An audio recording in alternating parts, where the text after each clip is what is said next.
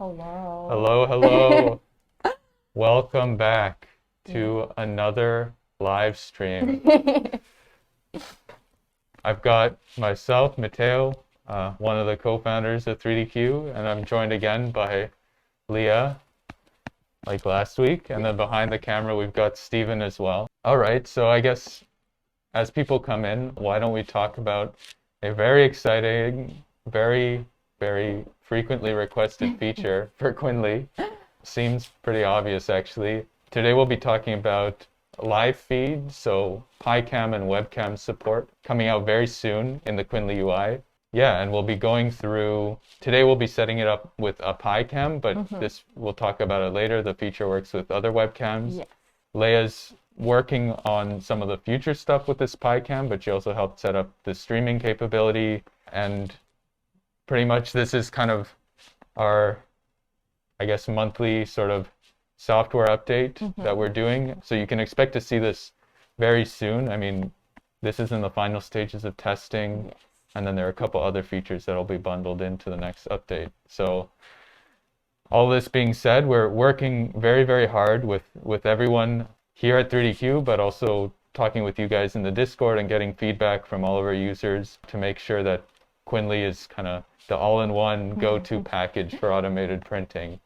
Why don't we get started? Like, webcams on 3D printers have been around for a very long time, and it was probably one of the most requested features that we had for Quinly after everyone kind of got used to the queuing system, because even though the printer is automated, you still want to be kind of making sure that prints are going well. And actually, the PyCam, as we'll talk about in a bit, is going to be kind of the very first step in a very cool long-term project that we have planned for Quinly, so that even though you can watch your prints, it'll actually be Quinly watching your prints instead of you, to save you even more time. The reason we're interested in getting such a good view is because the next step to this camera project, which I think you can dive into a little bit, is automated failure detection. So using machine vision and a little bit of machine learning, similar to Spaghetti Detective.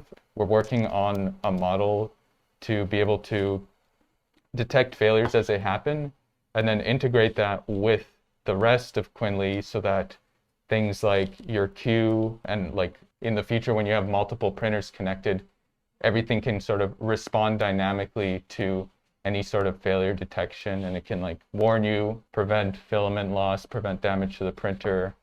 The camera angle is actually one thing that we really wanted to get right, just because there's so many places that many different people choose for, like, probably different reasons. But I felt like the nozzle was the most likely place you would see failures the earliest. Yeah, there was a lot of random things that we kind of ran into. It was basically something where, like, I had to look at a bunch of different angles and take some shots from different angles just to see what you could see from those angles. So that was kind of interesting. Okay, so Leia's going to install it, and then we'll talk about future features or what we plan to do with this. Kind of one of the bigger plans for the farm management version of Quinly, like automatic rerouting, automatic kind of warning systems, so that when you actually come and look at your dashboard, you don't have to go through and inspect the entire farm, but you can just have, Quinly will kind of tell you, okay, these printers are performing poorly or have had a lot of failed parts.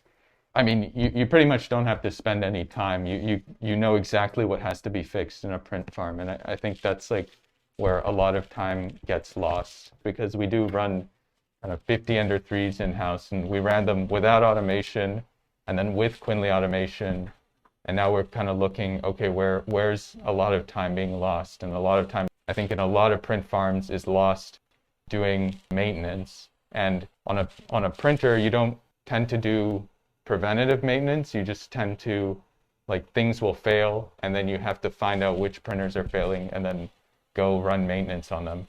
Whereas with Quinly, you would be able to detect these failures, mark those printers, and then reroute jobs to other machines. And so that when you do have time to come in, you can kind of see, okay, I need to check on these machines, see what's going on, put them back in service. Yeah, and, like, really simplifies the workflow to inaugurate the first step towards full spaghetti detection, we've brought some Oh, celebratory it smells good. celebratory spaghetti, and one day our UI will be able to detect things like this happening to your printer. I think our next steps with this is probably going to be like adding resolution control, because if you're running this on really low spec Pis, I know some of them don't have built-in hardware encoding, so they will start to chug. Yeah, for sure. Yeah, but I guess that's a live stream. Should we start a print? Yeah, we should. You've got it in here Spaghetti out already? of Oh, there. Thanos.glucose. Yes. Yeah, but I guess the idea too, for those of you who weren't here earlier in the stream, it's going to be, obviously the step one is just the live feed. And then the next step, which Leah's working on, is going to be auto detection of like very obvious failures, and then we'll start refining it. I like how the live stream on our UI is higher frame rate than Wait. our camera live That's kind stream. of weird, bro. I don't know. Shows how good it is. Yeah, Exactly. work. Thanks, Moran. yeah. Panasonic needs to hire us for their camera software. Exactly. That's kind of ridiculous. Alright, and I think we're actually getting to be near the end, so maybe do we want to cause a failure on this sprint? Okay. Just to Should I hold the extruder in place? Yeah, create some spaghetti. Okay. I'm a little worried. I haven't some done this commemorative spaghetti. before. Is that enough, do you think? That sounded like perfect. That was. Oh, yeah. It's Is it going? oh, it's only a little bit, though. That's not like... Do a little more. Not spaghetti. Oh. Okay, Okay, maybe, that's a lot. maybe not Maybe that. move it back. Okay, there we Just go. throwing the printer. Don't try this at home.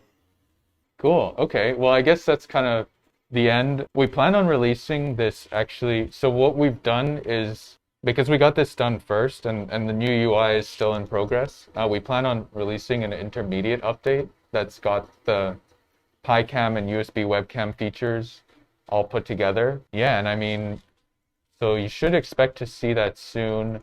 Again, this will be a free update. Yeah, I guess, is there anything else that we should mention? Obviously, join the Discord Yeah. because Oh, I want you guys to send me, if you have any time lapses of failures, send them on Discord and I'll try to tag them so then we can use them in the new model. Because that would be actually really helpful, because I'm just making up this data at this point. yeah, we're simulating it all in-house. Dennis asking before we go, how soon will we see an emergency kill button, nozzle wipe feature in print job history? Depends on what you mean by emergency kill. Like if you mean a full printer kill, we could, I think that is in the new UI. Nozzle wipe hasn't been scheduled for the new UI update, but job history has been. So nozzle schedule will probably, or nozzle wipe, sorry, should be, I think would be after that. So we plan on releasing the cam with Prusa slicer support, because they had updated some stuff. And then that, I believe the next update is going to be the new UI. Yeah, and then the new UI update is a very big update that's been in the work for months now, probably after that.